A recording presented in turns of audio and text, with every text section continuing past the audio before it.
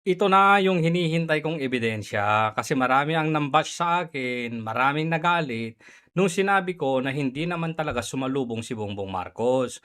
Bagkos ang mga OFW na sinalubong niya kuno, yung mga OFW ang sumalubong. Oh, eto na. Hinintay-hintay ko ito na merong mag-content. At mismo galing sa OFW na nakasakay doon sa eroplano na di umano ay sumalubong si Bongbong Marcos ang nag-document. So, panoorin natin 'to guys ha, kasi interesado din ako kung paano sila ni-repatriate, okay? Panoorin. Ito po ang journey namin from Bahrain Hmm, to Philippines. okey. So, nag-assemble nga po kami sa Intercontinental Hotel ng morning March 20. Uy, maliit ah. At of course, isinakay na nga po ang aming mga luggage. Dito nga po, nagsimula na kaming magbiyahe from Bahrain to Causeway. At doon po ay mag-e-exit at mag-e-entry naman kami sa Saudi. So, nag-exit Layo din ng biyahe ah. kami sa Bahrain, nag-enter kami ng Saudi.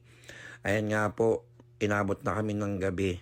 Kasi nga, syempre, it will take time. Kasi lahat ng kasama namin, including kami, ay dadaan sa immigration. So, nasa Saudi na po kami nito. Ayan. So, I think 6 hours mahigit yung naging biyahe namin. Gagi, layo din 'no. Kasama na doon yung pag-exit ng Bahrain at pag-enter ng Saudi. Uy, si OWA admin 'no. Ayan nga, at sinalubong kami ni Miss PY Kaunan. So, ayan. Dito naman, sagot din nila ang hotel kasi hindi pa kami fa-flight niyan. Palakpakan. Palakpakan naman natin yung effort ng OWA at DMW 'no. Nalagaan sila, may free hotel. So, March 20, yan ng gabi. Dito, nagtatanong din sila kung baka may iba pa kaming kailangan, meron bang may sakit. Sagot talaga nila lahat. From accommodation, ito yung accommodation namin doon. So, overnight kami noon, 21. Almost 2 nights kami kasi 22 yung flight namin. Ayan. Deserve ng mga OFW yung trato na ganyan. Bagong bayani, di ba? So, 4 kami sa room. Meron namang iba 5 sa room. And, ayan nga po, sagot din nila yung food. So, from the moment na dumating kami doon, evening, may food na agad. And, syempre, breakfast, lunch, and dinner. Hindi lang yon, actually, pinakain din muna nila kami bago kami umalis. And, habang nagbabiyahe, may mga food din silang binibigay and water. Talagang hindi sila nagkulang ng pag-aalaga sa amin. Palakpakan naman natin. Ulit. Palakpak ulit. Ulit. Palakpak. Deserve ang palakpak. Ganyan dapat. At ito na nga, dumating na yung araw, March 22. Ito na yung nag-assemble kami, bus going to KKIA, King Khalid International Airport. At doon kami magmumula. From King Khalid International Airport, doon kami sasakay papuntang Pilipinas. At least, direct flight na. Ayan. So, syempre, lahat masaya kasi Bah, bagoong Pilipinas Cup. May pa-sombrero pa. Ayos. makakauwi na. Andito na kami sa airport niyan. Mhm. Pagdating namin ng airport, pinapila lahat ng OFW at para naman sa check-in. Ayan, bale yung baggage nga pala is 23 kilo na baggage at 7 kilo na Hand carry. hand carry. By the way, banda nga po pala kami sa Bahrain kaya may madala kaming instruments. At lahat ng bag nilagyan ng priority tag. Ito, papunta na kami sa pinaka-gate. And syempre, masaya kami kasi uuwi na kami. Sino ba naman ang pipiliin na nasa gitna ka ng gera, 'di ba? Agree ka ba yan? Agree. Syempre, mas pipiliin mo na mas kasama mo yung mga mahal mo sa buhay. Kami kasi napakalapit namin sa pinaka-pinagbobombahan kaya nag-decide na kami na umuwi.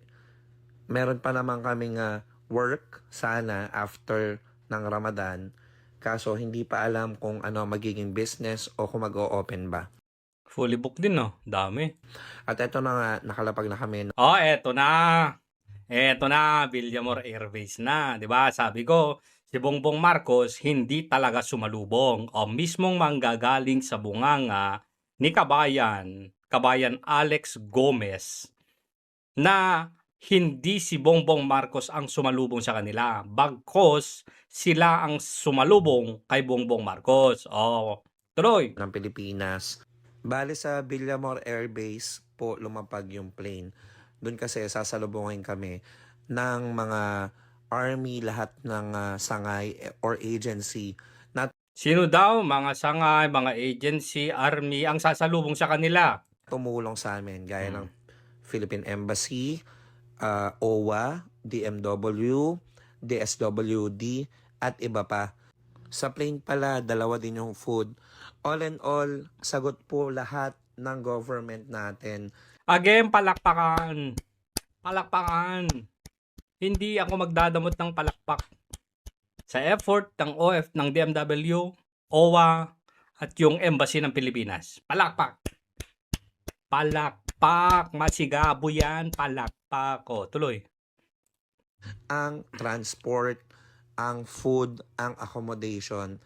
Ayan nga, talagang walang tigil sa pagtatrabaho si Miss PY Kaunan. And ito, ready na kami bumaba. Sinalubong nga din pala kami ni Mr. Hans Leo. Siya ang sekretary ng DMW. Hans Leo Kakdak. Nag-manual scan na rin sila para less hassle na rin sa aming mga OFW. At ito, bumaba na nga kami dito sa plane. So, dalawa yung babaan. Meron sa Wala pa akong naririnig na Bongbong Marcos ha hanggang ngayon. unahan, meron din sa likod. Ito lahat mixed emotion, masaya. Merong mga kasabay kami na naluluha kasi syempre pauwi na sila. Actually, Totoo. hindi lang Bahrain ang kasama namin dito na mga OFW, mga taga Kuwait, meron kaming kasamang taga Qatar, may kasama din kami taga Riyadh, meron din Al-Khobar at iba pa. So talaga namang napakadami namin. 300 plus po kami na lahat ay OFW. Pagbaba nga po namin dito ay sinalubong na kami ng lahat ng sangay Sinalubong ng lahat ng ng government na lahat ng sangay ng gobyerno. mga tumulong sa amin para makauwi. Ayan, kita nyo, di ba? Sa Villamor Air Base po ito. Oo, kung saan dinala si PRRD, diyan pa kayo pinasalubong talaga. At syempre, talaga namang napakasaya ng lahat.